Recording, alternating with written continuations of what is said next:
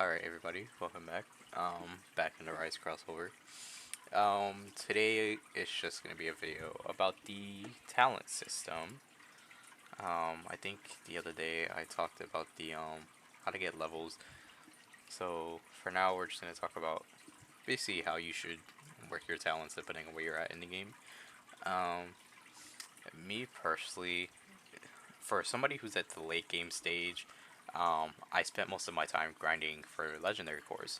So what um I should have done this to begin with, but if you want to make your grind quicker for cores, I would say in order to get as many keys as possible in runes, I would just go straight utility, dungeon, speeder, keymaster. I mean, this part doesn't really matter if we're being fully honest, but then double runes, relic, and then shadow general, so you can get through the dungeon as quickly as possible. So that way you get um, and whenever a dungeon spawns at these specific times, by the time the next one spawns in, you should have maxed out runes for your storage, and then you just should be able to craft. And then with the cheaper key craft, you should be able to craft more keys than you would normally for a cheaper cost. And obviously, with Dungeon Smith, you can get through the dungeons quicker. And then another thing I did was if you reset your stats and you max out your player speed, shadow agility, and then shadow reach, it'll also help you get through dungeons very quickly. Um, and then if you're just going for straight up damage with your shadows and everything, obviously the best things to do would be Shadow Lord, Shadow Ult Reduction.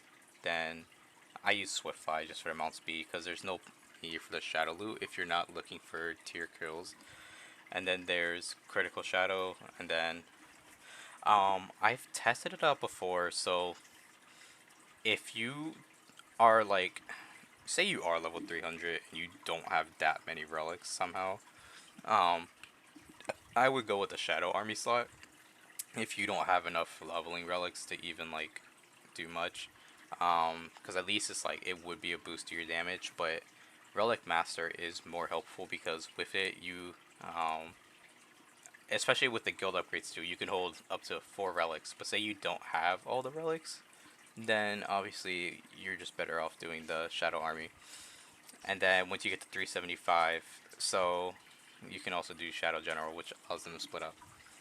Now, in my personal opinion, if you're somebody who's starting off in World 1, the best things to do would be probably to start off with Weapon, because in the early stages of World 1, the beginner shadows don't do that much damage compared to how much the weapons can do.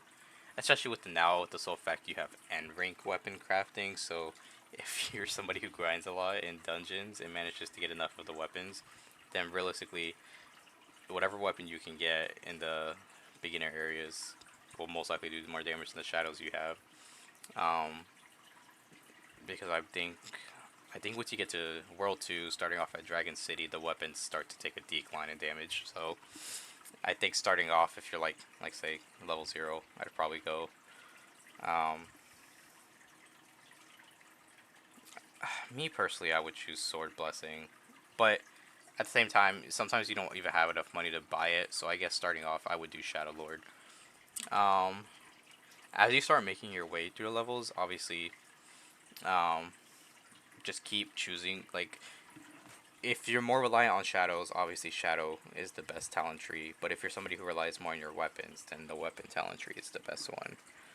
Now, once you get to the point to where you get to the max talent tree and you're 375, it's just at that rate, it's just whatever you want it to be based off of what you're doing. Like I said, this is what I use for right now because I'm grinding legendary cores.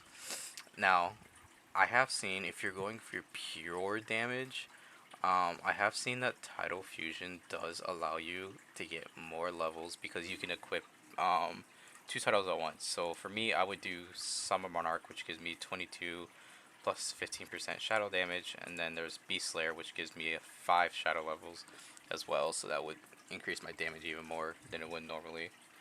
Um, and then you have Dual Mastery, which allows you to have 2 weapons. Um, Personally speaking, that even if I had like two end rank weapons at max stats, it wouldn't compare to like one shadow. So me personally, I wouldn't use it. But for um, others, it may be more useful. It depends if you like playing with weapons.